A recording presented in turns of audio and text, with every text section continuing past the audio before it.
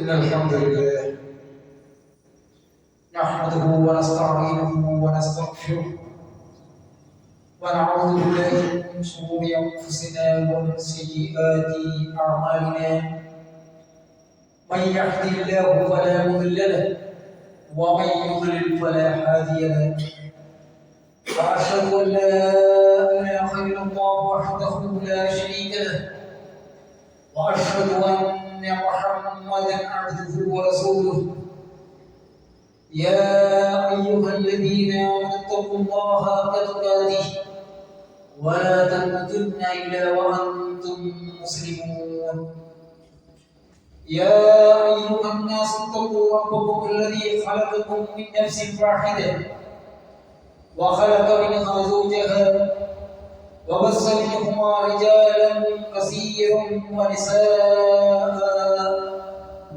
واتقوا الله الذي تساءلون به والأرحام إن الله كان عليكم رقيبا يا أيها الذين آمنوا اتقوا الله وقولوا قولا سديدا يصلح لكم أعمالكم ويغفر لكم ذنوبكم ومن يطع الله ورسوله فقد فاز فوزا عظيما أما بعد فإن أصدق الحديث كتاب الله وأحسن الهدي محمد صلى الله عليه وسلم وشر الأمور محدثاتها وكل محدثة بدعة وكل بدعة ضلالة وكل ضلالة في النار. പ്രിയപ്പെട്ട മുസ്ലിം സഹോദരന്മാരെ സഹോദരികളെ, അല്ലാഹു സുബ്ഹാനഹു വ തആല സൂക്ഷിക്കുന്ന പ്രവർത്തകരെ സൂക്ഷിച്ചുകൊണ്ട് ജീവിക്കണമെന്ന് മുസ്ലിങ്ങളായി കൊണ്ടല്ലാതെ മരിക്കാതിരിക്കാൻ വേണ്ടി കഠിന പരിശ്രമം കൃത്യമായ ജാഗ്രത എപ്പോഴും വെച്ചു പുലർത്തണമെന്ന് ഉണർത്തുകയാണ്. ഇസ്ലാം എന്ന് പറഞ്ഞാൽ നമുക്കറിയാം, ഏകനായ അല്ലാഹു സുബ്ഹാനഹു വ തആലയിൽ വിശ്വസിച്ച് അവന്റെ പ്രവാചകന്മാരിൽ വിശ്വസിച്ച് അല്ലാഹു സുബ്ഹാനഹു വ തആല വിശ്വസിക്കാൻ വേണ്ടി പറഞ്ഞ കാര്യങ്ങളിൽ വിശ്വസിച്ച് അവനെ മാത്രം സമർപ്പിതമായി ജീവിക്കുന്ന ഒരു ജീവിത ക്രമത്തെയാണ് ഇസ്ലാം എന്ന് പറയുന്നത്. അങ്ങനെയുള്ളവരാണ് യഥാർത്ഥത്തിൽ മുസ്ലിം എന്ന് പറയുന്നത്.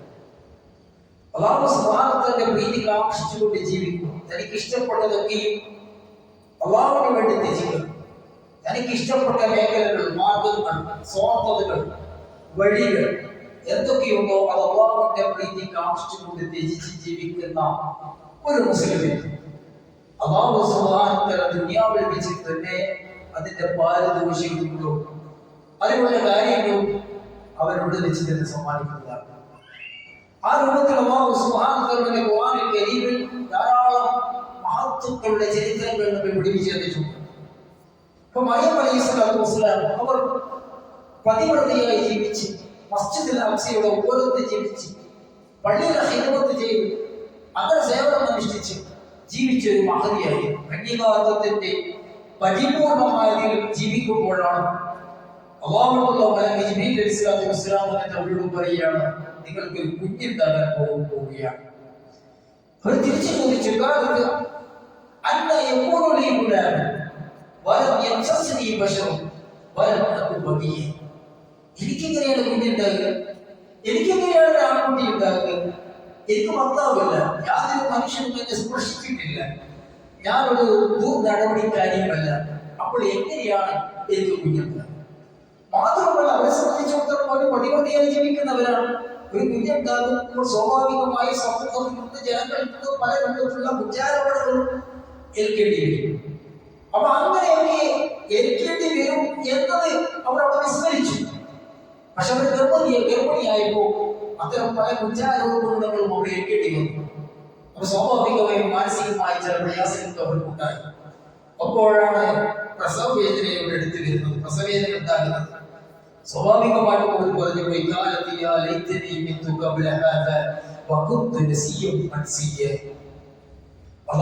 ഞാൻ ഇതിന് മുമ്പ് തന്നെ മരിക്കുകയും പാടെ വിസ്മരിച്ച് തള്ളപ്പെട്ടവളാവുകയും ചെയ്തിരുന്നെങ്കിൽ എത്ര നന്നായി. ഇത്തിരി പ്രയാസമാണ് ഞാൻ അനുഭവിക്കുന്നത്. ജനങ്ങളാകെ എന്നെ ആക്ഷേപിക്കും, ഒപ്പം പ്രസവ വേദന അനുഭവിക്കുകയും ചെയ്യുകയാണ്. അപ്പോഴാണ് വിളിച്ചു പറയുന്ന വിളിച്ചു പറഞ്ഞു, അല്ല തഹ്സനി താങ്കൾക്ക് വേണ്ടി ഒരു അരുവിയുടെ ഒരുക്കിയിട്ടുണ്ട്.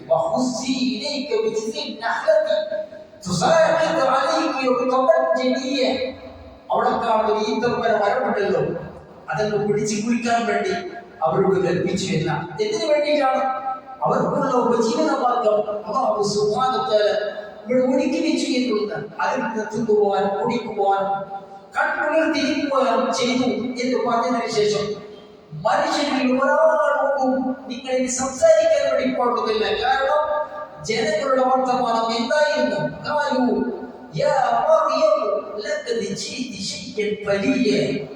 മറിയമേ, ആക്ഷേപകരമായ കാര്യമാണ് താങ്കൾ ചെയ്തത്, നിങ്ങൾ ചെയ്തത്, നീ ചെയ്തിരിക്കുന്നത്. നിന്റെ ഭർത്താവ്, നിന്റെ ഉപ്പ, നിന്റെ പിതാവ് നല്ലതായിരുന്നല്ലോ, നിന്റെ കുടുംബം നല്ലതായിരുന്നല്ലോ, നീ എന്താണ് ഇങ്ങനെയൊക്കെ ആയെന്നുള്ള ആക്ഷേപങ്ങൾ അവർ നിരന്തരം കേൾക്കേണ്ടി വന്നു എന്നുള്ളത്. അതിനുള്ള പാരിതോഷികം എന്ന രീതിയിൽ അവർ പ്രസവിക്കപ്പെട്ടപ്പോൾ തൊട്ടിൽ കിടന്ന ഭക്ഷണത്തിലെ അവരുടെ ആക്ഷേപങ്ങൾ നിറഞ്ഞിരിക്കുന്ന സമയത്ത് അവർ തൊട്ടിലേക്ക് ചൂണ്ടിക്കാണിച്ചു. അപ്പൊ ജനങ്ങൾ പറഞ്ഞു, എങ്ങനെയാണ് കുഞ്ഞിനോട് സംസാരിക്കാനാണ് പറയുന്നത്? പക്ഷെ ആ തൊട്ടിൽ നിന്ന് കുഞ്ഞ് സംസാരിച്ചു.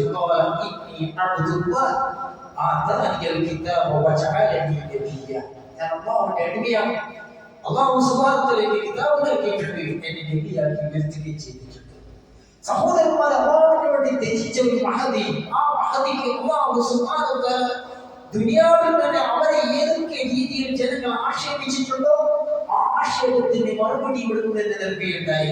എന്ന് വെച്ചാൽ അവർക്കുള്ള സമാധാനം, അവരുടെ പ്രതിബദ്ധത അത് അല്ലാഹു സുബ്ഹാനഹു വ തആല തന്നെ ജനങ്ങളുടെ മുന്നാകെ വെളിച്ചം കൊണ്ടുവന്നു എന്നുള്ളതാണ്. വെളിച്ചത്തിൽ കൊണ്ടുവന്നു എന്നതാണ്. നമുക്കറിയാം, ഫിറഔന്റെ ജനതയിൽപ്പെട്ട ചിലർ അവർ അവിശ്വാസികളായിരുന്നു. ഫിറഔൻ എന്ന് പറഞ്ഞാൽ ആരാണ്? ഞാൻ അറിയുമായിരുന്നില്ല, എനിക്ക് മുന്നേ വേറൊരു റബ്ബുണ്ട്, നിങ്ങൾക്ക് എനിക്കറിയില്ല. ഞാനാണ് നിങ്ങളുടെ റബ്ബ്, ഞാനാണ് പുണ്യമുള്ളവൻ, ഞാനാണ് സുൽത്താൻ, ഞാനാണ് റബ്ബ് എന്നൊക്കെ അഹങ്കരിച്ച് നടന്നവർ എപ്പാടുമുള്ള ഒരു ഭരണാധികാരിയായിരുന്നു. ആ ഭരണാധികാരിയുടെ കീഴിൽപ്പെട്ട കുടുംബക്കാരിൽപ്പെട്ട ചില ആൾക്കാർ ഞങ്ങൾ ലോകങ്ങളുടെ റബ്ബിൽ വിശ്വസിച്ചിരിക്കുന്നു എന്ന് പ്രഖ്യാപിക്കുകയുണ്ടായി. ഞങ്ങൾ വിശ്വസിച്ചു എന്ന് പ്രഖ്യാപിച്ചു. സ്വാഭാവികമായി അവർക്ക് ലഭിക്കേണ്ട മറുപടി എന്തായിരിക്കും? ഫിറഔൻ ആക്രോശിച്ചു.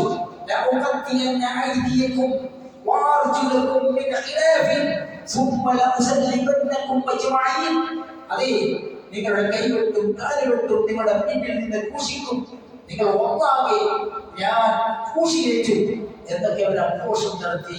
ആർക്കെതിരെ? വിശ്വാസികൾക്ക് നേരെ. അപ്പൊ അവരുടെ ദൃഢചിത്തമായ പ്രഖ്യാപനം എന്തായിരുന്നു?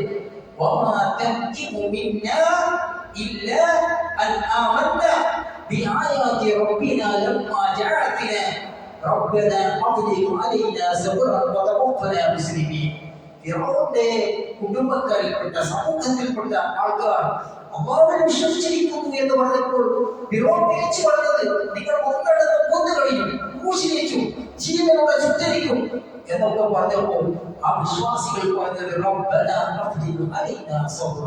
അല്ലാഹുവേ, ഞങ്ങൾക്ക് നീ ക്ഷമ പ്രദാനം ചെയ്യണമേ, ഞങ്ങളെ മുസ്ലിമായി കൊണ്ടുവരിപ്പിക്കണമേ. ഞങ്ങൾക്ക് നീ ക്ഷമ പ്രദാനം ചെയ്യണമേ, ഞങ്ങളെ നീ മുസ്ലിമായി പഠിപ്പിക്കണമേ.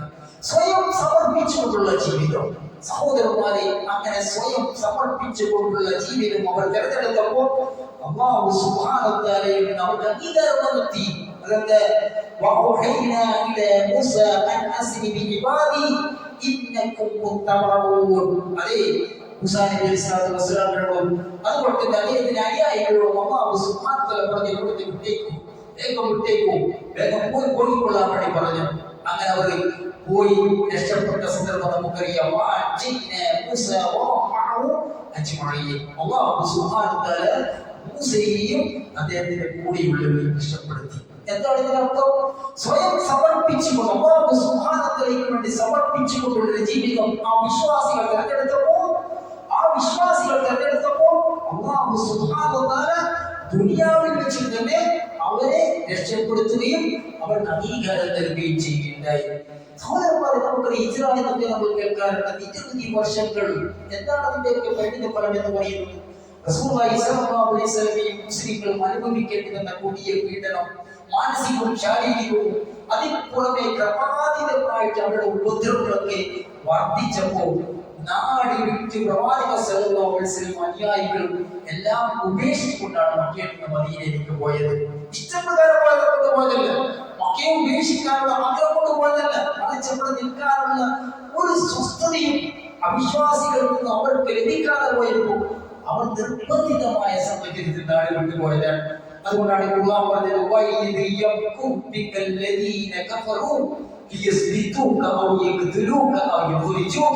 അതെ, കാഫിറുകൾ, അവിശ്വാസികൾ നിങ്ങളെ ബന്ധസ്ഥരാക്കാനും നിങ്ങളെ കൊല്ലുവാനും നിങ്ങളെ പുറത്താക്കുവാനും ഒക്കെ ഒരു കുതന്ത്രം പ്രയോഗിക്കുന്നുണ്ട്.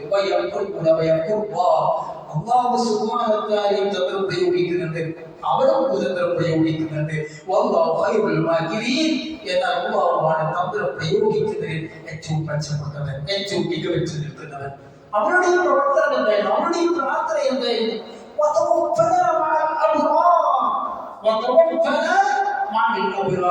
അല്ലാഹുവേ, ഞങ്ങളെ നീ പുണ്യാൾക്കാരുടെ കൂടെ പഠിപ്പിക്കണമേ, പുണ്യവന്മാരുടെ കൂടെ ഞങ്ങളെ പഠിപ്പിക്കണമേ. വിശ്വാസം കൊണ്ട് ഒരു തരത്തിലും അവർ പതറിയില്ല.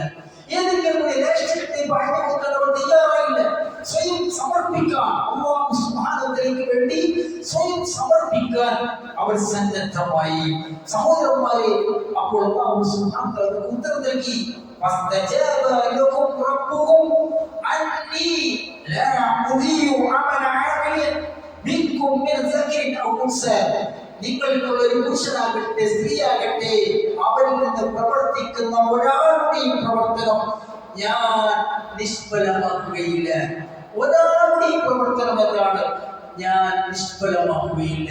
لأكفرن عنكم سيئاتهم ولأدخلنهم جنات تجري من تحتها الأنهار ثوابا من عند الله.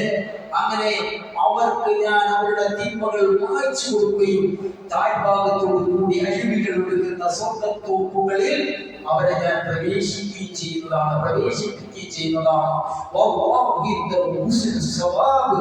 അല്ലാഹുവിന്റെ പക്കലാണ് ഉത്തമമായ പ്രതിഫലമുള്ളത്. എന്ന് വെച്ചാൽ സ്വയം സന്നദ്ധരായി വിശ്വാസികൾ രംഗത്ത് വന്നപ്പോൾ അല്ലാഹു സുബ്ഹാനഹു വ തആല അവരുടെ പാപങ്ങൾ ഒന്നടങ്കം മായ്ച്ചു കളയുകയും വിശാലമായ സ്വർഗ്ഗസ്ഥാനത്തെ കുറിച്ച് അവർക്ക് സന്തോഷ വാർത്ത അറിയിക്കുകയും ചെയ്തു. എവിടെ വെച്ച് തന്നെ? ദുനിയാവിൽ വെച്ച് തന്നെ.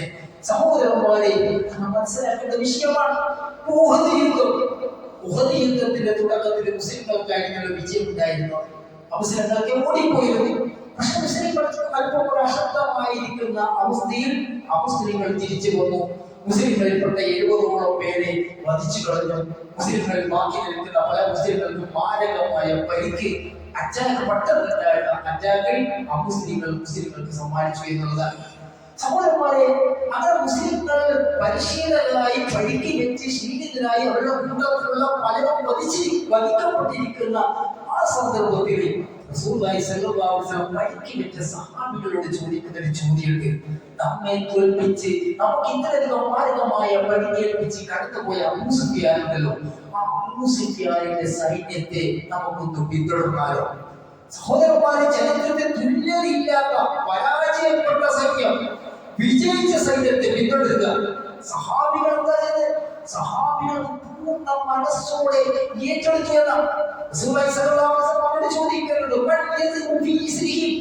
അവരെ പിന്തുടരാൻ, നമ്മെ തോൽപ്പിച്ച, നമ്മെ കൊന്നുകളഞ്ഞ, നമ്മുടെ കൂട്ടുകാരെ കൊന്നുകളഞ്ഞ, നമുക്ക് ഈ ആഘാതം വരുത്തിയ അവരെ പിന്തുടരാൻ നിങ്ങൾ ആരാണ് തയ്യാർ?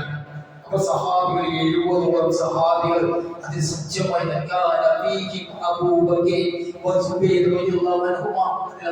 ഉണ്ടായിരുന്നു, സുബൈർ ഉണ്ടായിരുന്നു. എന്താ അവസ്ഥ?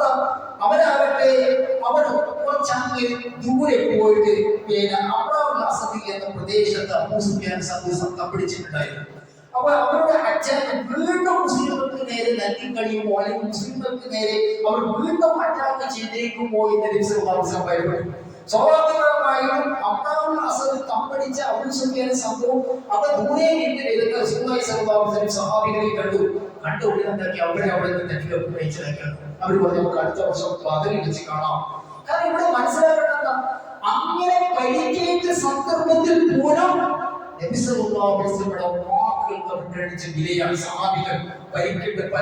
പരിക്കേൽപ്പെട്ട സന്ദർഭത്തിൽ പോലും വിജയിച്ച സൈന്യത്തെ അറ്റാക്ക് ചെയ്യാൻ നിങ്ങൾ തയ്യാറുണ്ടെന്ന് ചോദിച്ചപ്പോൾ, അല്ലെങ്കിൽ അവരെ പിന്തുടരാൻ തയ്യാറുണ്ടെന്ന് ചോദിച്ചപ്പോൾ ആ സഹാബികൾ തയ്യാറായി. അല്ലാഹു സുബ്ഹാനഹു വ തആല പറയാണ്, അല്ലദീന ഇസ്തജാബു ലില്ലാഹി വറസൂലി മിൻ ബഅദി മാ അസാബഹുൽ ഖർബ്. അതെ, പരിക്കേറ്റതിനു ശേഷം അല്ലാഹുവിന്റെയും പ്രവാചകന്റെയും ചോദ്യങ്ങൾക്ക് ഉത്തരം നൽകിയ ആ സഹാബികളുണ്ടല്ലോ, ലില്ലദീന അഹ്സനൂ മിൻഹും വത്തഖൂ അജ്റുൻ അദീം. അവരിൽ നിന്ന് സൽക്രമം ധാരാളം ചെയ്ത ആൾക്കാരുണ്ടല്ലോ, സൂക്ഷ്മത പുലർത്തിയ ആൾക്കാരുണ്ടല്ലോ, അവർക്ക് അതിന്റെ മഹത്തായ പ്രതിഫലമുണ്ടെന്ന്. അതായത് പിറ്റേന്ന് ബദറിൽ വരാം എന്ന് പറഞ്ഞിട്ടാണ് അവർ അവിടുന്ന് അബൂ സുഫിയാൻ വിട്ടുപോയത്. പക്ഷെ സഹാബികൾ പിറ്റേന്ന് വർഷം അവർ ബദറിൽ പിടിച്ചു, അവർ തിരിച്ചു വരുമെന്ന്, ഞങ്ങൾ അറ്റാക്ക് ചെയ്യാൻ കൊണ്ടുവരുമെന്ന് ഇങ്ങനെ കാത്തിരുന്നു.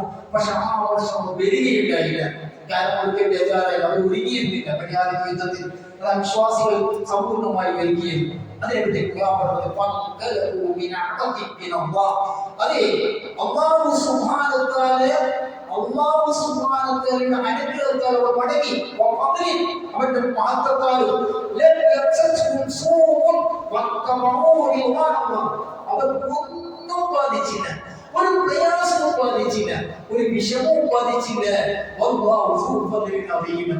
സഹോദരന്മാരെ, പരിക്കേറ്റ സന്ദർഭത്തിൽ പോലും യുദ്ധത്തിന് ഒരുങ്ങി.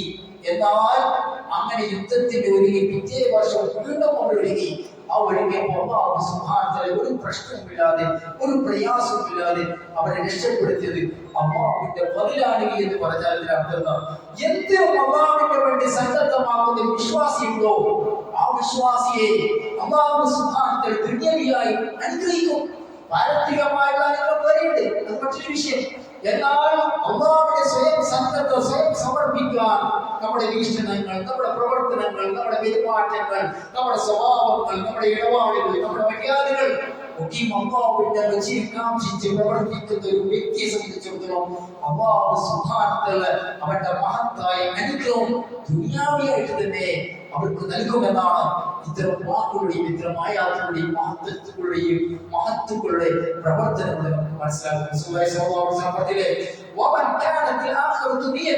ഒരാളുടെ നിയ്യത്ത് പരലോകമാക്കി. എനിക്ക് എത്ര വയസ്സായി, എത്ര കാലമാണ് ഞാൻ ഇവിടെ ജീവിക്കുക, ഈ ഭൂമിക്ക് മേലെ ജീവിച്ച എത്ര പേർ കഴിഞ്ഞു പോയിട്ടുണ്ട്. അതുകൊണ്ട് ആത്യന്തികമായി ഒരാളുടെ നിയ്യത്ത് ഉദ്ദേശം പരലോകമാക്കിയാൽ അല്ലാഹു സുബ്ഹാനഹു വ തആലയുടെ എല്ലാ കാര്യങ്ങളും സ്വരൂപിച്ചു കൊടുക്കും. അയാളുടെ ഹൃദയത്തിൽ സമാധാനം കൊടുക്കുകയും ചെയ്യും. ഒരാളുടെ ഔദ്യത്യം, ഒരാളുടെ ലക്ഷ്യം പരലോകമാണ് എങ്കിലെന്താണ് അയാൾക്ക് ഒരു സമാധാനത്തിലായിരുന്നു. അയാളുടെ എല്ലാ കാര്യങ്ങളും പൂർത്തീകരിക്കും. അയാളുടെ മക്കളെ കല്യാണം കഴിഞ്ഞിട്ടുണ്ടാവും, അയാൾക്ക് വീട് വന്നിട്ടുണ്ടാവും, അയാളുടെ കടബാധ്യതകൾ കഴിഞ്ഞിട്ടുണ്ടാവും, അയാളുടെ പ്രയാസങ്ങൾ നീങ്ങിയിട്ടുണ്ടാവും, അയാളുടെ മനസ്സിൽ ഒരു സമാധാനം ഉണ്ടാവും. അയാൾ ഉദ്ദേശിക്കാത്ത രീതിയിൽ തന്നെ ദുനിയാവ് അയാളിലേക്ക് വരികയും ചെയ്യും. എന്നാൽ ഒരാളുടെ പ്രവർത്തനം വെറും ദുനിയാവ് മാത്രമാക്കി, എനിക്ക് കുറെ കടമുണ്ട്, കുറെ പ്രശ്നമുണ്ട്, എപ്പോഴും തിരക്കണ്ടേ, എപ്പോഴും ഒന്നിനുമായി സമയമില്ല, പള്ളിയിൽ വിസ്കരിക്കാൻ സമയമില്ല, ഒരു ദേവാ പ്രവർത്തന സമയമില്ല, ഒരു അരപ്പേജ് പോകാൻ സമയം അയാൾക്കില്ല. എന്താണ് അയാളുടെ എല്ലാ കാര്യങ്ങളും അല്ലാഹു സുബ്ഹാനഹു വ തആല ശിഥിലമാക്കി കഴിയും. എനിക്ക് കടബാധ്യതയുണ്ടോ, എത്ര ഓടി കടന്നിരുന്നില്ല, എത്ര പ്രശ്നങ്ങളുണ്ട്, എവിടേക്കോ നോക്കി, എവിടേക്കോ ചോദിച്ചു നോക്കി, ആരോടൊക്കെ വാങ്ങി നോക്കി, അവിടെ ബിസിനസ് നോക്കി, ഇവിടെ ബിസിനസ് നോക്കി, പക്ഷെ എല്ലാം പരാജയപ്പെട്ടു പോകുന്നു. കാരണം എന്താണ്? ഔന്നത്യം മുഴുവനും ദുനിയാവാക്കി. അയാളുടെ മുന്നിൽ അല്ലാഹു സുബ്ഹാനഹു വ തആല ദാരിദ്ര്യം എപ്പോഴും ഡെമോക്രസിന്റെ വാള് പോലെ എപ്പോഴും ഭീതിപ്പെടുത്തുന്ന അവസ്ഥയും എന്റെ മകളുടെ കല്യാണം എന്റെ പ്രശ്നങ്ങളെ തീരും എപ്പോഴും ഇത് തന്നെയാണ് ചിന്ത. ചിന്ത, അതുകൊണ്ട് തന്നെ ഒരു അസ്വസ്ഥമായ മനസ്സിന്റെ ഉടമയാക്കി മാറ്റുമെന്ന് അതെ അല്ലാഹു സുബ്ഹാനഹു വ തആല എന്താണ് നിശ്ചയിച്ചത് അതല്ലാതെ നൽകുകയില്ല എന്ന്. അതുകൊണ്ട് തന്നെ സഹോദരന്മാരെ, നമ്മുടെ ഔന്നത്യം സമർപ്പണമായിരിക്കണം. ആർക്കാണ്? അല്ലാഹു സുബ്ഹാനഹു വ തആലയ്ക്ക് വേണ്ടിയിട്ടുള്ള സമർപ്പണം. നമ്മുടെ ഇച്ഛകളല്ല, നമ്മുടെ താല്പര്യങ്ങളല്ല, നമ്മുടെ മോഹങ്ങളല്ല, നമ്മുടെ ആഗ്രഹങ്ങളുടെ അഭിരുചികളല്ല, നമ്മുടെ പ്രകടനങ്ങളല്ല. അല്ലാഹുവിന് വേണ്ടി സമർപ്പിക്കാൻ വേണ്ടി സന്നദ്ധത കാണിച്ചാൽ അത് ദുനിയാവിലേക്ക് തന്നെ അല്ലാഹു സുബ്ഹാനഹു വ തആല വ്യക്തി ഏറ്റെടുക്കുമെന്നുള്ള ഉദാഹരണങ്ങളാണ് നാം ഇവിടെ വായിച്ചത്. അല്ലാഹു സുബ്ഹാനഹു വ തആല യഥാർത്ഥ വിശ്വാസികളാക്കി നമ്മെ പരിവർത്തിക്കുമാറാകട്ടെ.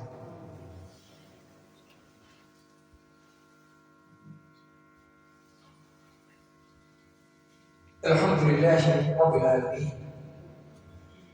യാ അയ്യുഹല്ലദീന ആമനൂ, പ്രിയപ്പെട്ട വിശ്വാസികളെ, അല്ലാഹു സുബ്ഹാനഹു വ തആല സൂക്ഷിക്കുന്ന പ്രകാരം സൂക്ഷിച്ചുകൊണ്ട് ജീവിക്കണമെന്ന് വീണ്ടും ഉണർത്തുകയാണ്. ഹജ്ജ് പെരുന്നാൾ വരികയാണ്. നമ്മൾ സാധാരണ ഖുതുബകളിലും ഹജ്ജ് പെരുന്നാൾ ഖുതുബകളിലൊക്കെ ധാരാളം കേൾക്കുന്ന മഹാനായ പ്രവാചകനാണ് ഇബ്രാഹിം അലൈഹിസ്സലാം. അദ്ദേഹത്തിന്റെ ഏറ്റവും വലിയ പ്രത്യേകത എന്തായിരുന്നു? അദ്ദേഹത്തിന്റെ ഏറ്റവും വലിയ മേന്മയും പോരിശയും അല്ലാഹു സുബ്ഹാനഹു വ തആലയുടെ പൊരുത്തത്തിന് വേണ്ടി തനിക്ക് സ്വാർത്ഥമായ എന്തൊക്കെയുണ്ടോ, തനിക്ക് എന്തൊക്കെയുണ്ടോ അത് മുഴുവനും അല്ലാഹുവിന് വേണ്ടി സമർപ്പിച്ചു. അയാൾക്ക് ഏറ്റവും വലിയ ഇഷ്ടമായിട്ട് സ്വന്തം നാട്, അദ്ദേഹം ത്യജിച്ചു പോയി. ഏറ്റവും വലിയ ഇഷ്ടമായിട്ട് സ്വന്തം അത് അല്ലാഹുവിന് വേണ്ടി സമർപ്പിക്കാൻ വേണ്ടി സന്നദ്ധമായി. സ്വന്തം ഭാര്യ, മക്കൾ, എന്തൊക്കെയുണ്ടോ അദ്ദേഹത്തിന് സ്വാർത്ഥത എന്ന് പറയുന്ന സാധാരണഗതിയിൽ ഒരു മനുഷ്യനെ സംബന്ധിച്ച് സ്വാർത്ഥമായിട്ട് എന്തൊക്കെയുണ്ടോ അതൊക്കെയും അല്ലാഹുവിന്റെ മുന്നിൽ ത്യജിക്കാൻ ഒരു കൂസലുമില്ലാതെ സന്നദ്ധമായി എന്നുള്ളതാണ് അദ്ദേഹത്തിന്റെ മഹത്വത്തിന്റെ ഔന്നത്യം എന്നാണ് നമ്മൾ മനസ്സിലാക്കുന്നത്. നമുക്കറിയാം, നമ്മളൊക്കെ കുറച്ച് പല അറിവുള്ളവരും പല ഒരു ഭക്ഷണത്തിലേക്ക് ഭക്ഷണം കഴിക്കുക. ഇപ്പൊ നമ്മുടെ അടുത്ത സുഹൃത്തുണ്ടാവും എഴുതിരിക്കൊണ്ട് വെള്ളം കുടിക്കുക. നമുക്ക് പറയാൻ വേണ്ടിയായിരിക്കും, എന്തായിരിക്കും അയാൾ എന്താ വിചാരിക്കുക, അല്ലെങ്കിൽ എന്റെ മാനേജറായിരിക്കും, അല്ലെങ്കിൽ എനിക്ക് വേണ്ടപ്പെട്ട ആളായിരിക്കും. നന്മ കൽപ്പിക്കുന്നതിൽ നമുക്ക് വിമുഖതയായിരിക്കും. എന്തുകൊണ്ടാണ്? ഇയാൾ എന്താണ് എന്നെ പറ്റി വിചാരിക്കുക, അല്ലെങ്കിൽ എന്റെ പതിയിൽ കുറഞ്ഞു പോകും. അങ്ങനെയാണ് ഇബ്രാഹിം അലൈഹിസ്സലാം സ്വന്തത്തിൽ അദ്ദേഹം നേരെ തുടങ്ങി വെച്ചത് പോലെ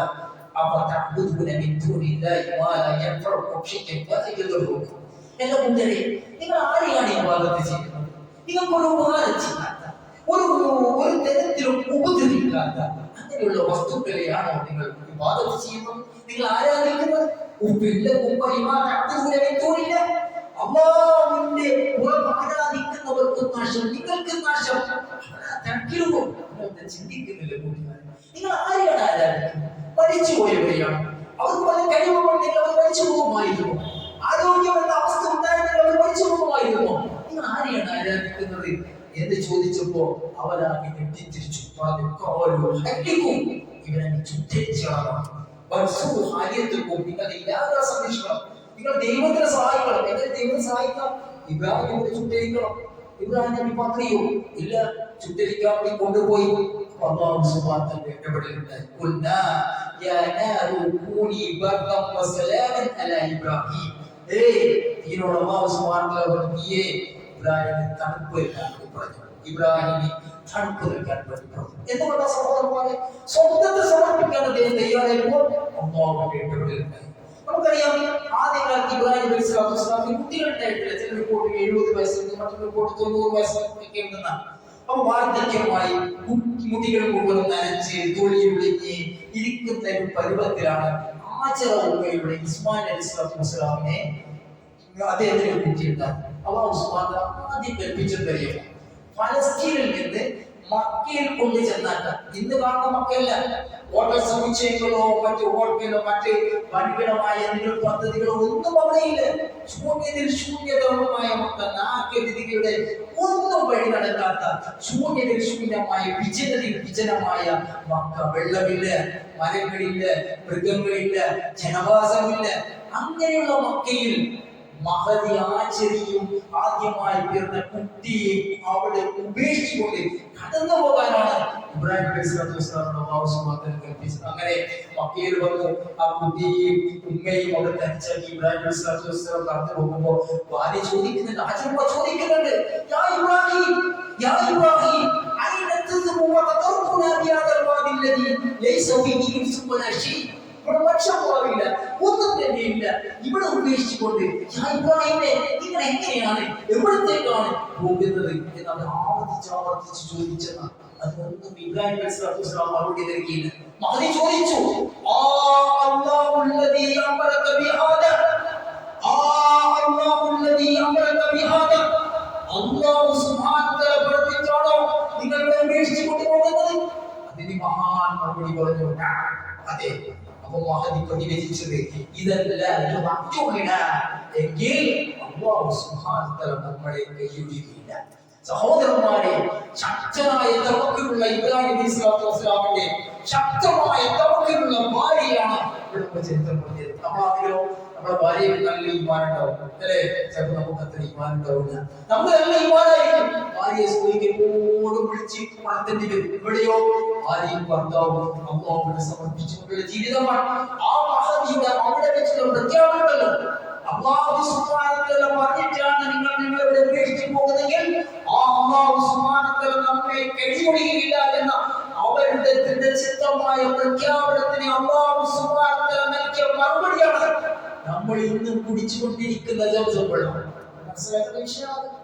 ഇന്നും നമ്മൾ കുടിച്ചുകൊണ്ടിരിക്കുന്ന സംസം വെള്ളം മഹദി ആചരണയുടെ അദ്ഭുതമായ തവക്കലിന് അല്ലാഹു സുബ്ഹാനഹു വ തആല നൽകിയ അംഗീകാരമാണ്.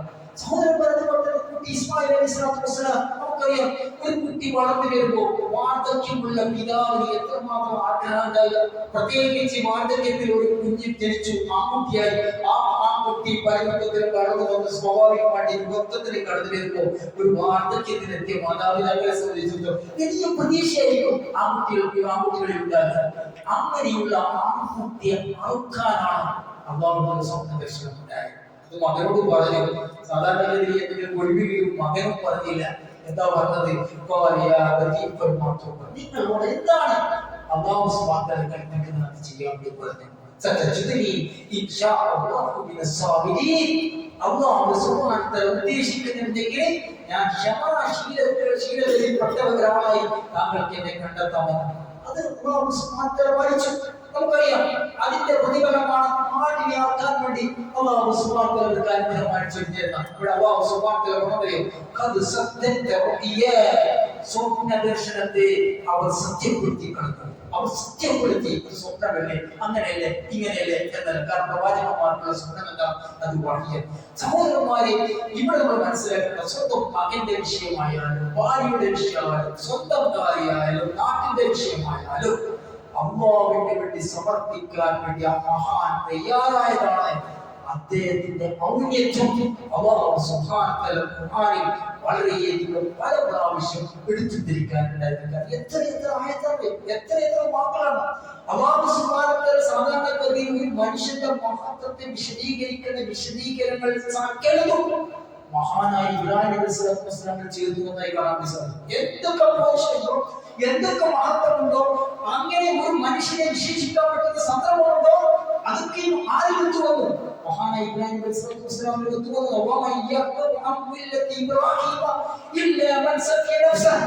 സ്വന്തം ആത്മാവിനെ മൂഢമാക്കിയതല്ലാതെ മറ്റാർക്കാണ് ഇബ്രാഹിമിന്റെ മാർഗത്തോട് വിമുഖത കാണിക്കാൻ ചോദിക്കാൻ അല്ലാഹു സുബ്ഹാനഹു വ തആല എന്ന് പറഞ്ഞാൽ ഇബ്രാഹിം അലൈഹിസ്സലാമിന്റെ മാർഗം എന്ന് പറയുന്നത് അത് ദീനിന് വേണ്ടിയിട്ടായിരുന്നു, അല്ലാഹുവിന് വേണ്ടിയിട്ടായിരുന്നു, ഇസ്ലാമിന് വേണ്ടിയിട്ടായിരുന്നു. സഹോദരന്മാരെ, ആ ഒരു മാർഗത്തെ പുൽകാൻ നമ്മൾ തയ്യാറെടുക്കേണ്ടതുണ്ട്. കാരണം ദുനിയാവി എന്ന് പറയുന്നത് ഏത് സമയത്താണ് എപ്പോഴാണ് ഇവിടുന്ന് വിടചൊല്ലേണ്ടതെന്ന് നമുക്കറിയില്ല.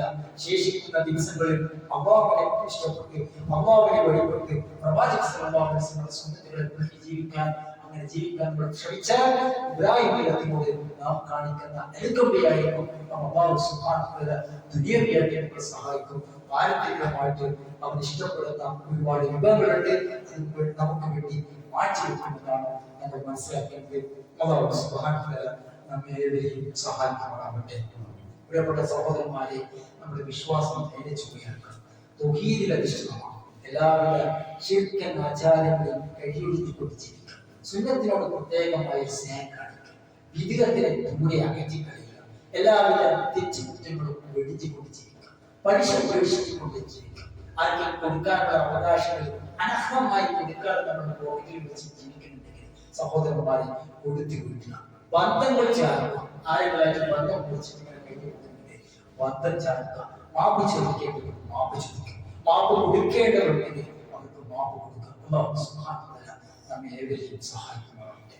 അല്ലാഹുവേ, സദാ മരണം കൊണ്ട് മാറാൻ രോഗങ്ങൾ, എപ്പോഴും മരുന്നുകളെ ആശ്രയിച്ച് കഴിയേണ്ടിരുന്ന അവസ്ഥകൾ, പെട്ടെന്നുണ്ടാകുന്ന മരണങ്ങൾ, പോസ്റ്റ്മോർട്ടം പോലെയുള്ള അപകട മരണങ്ങൾ, വാർദ്ധക്യത്തിലും മറ്റും ജീവക്ഷമായി കിടക്കേണ്ടിരുന്ന അവസ്ഥകൾ, അല്ലാഹുവേ, എന്തിനൊക്കെ നിന്നോട് നമ്മൾ അപേക്ഷിക്കാം. അല്ലാഹുവേ, നമ്മുടെ ജീവിതത്തിന്റെ ഏറ്റവും നല്ല സമയം അന്ത്യസമയമാണ്.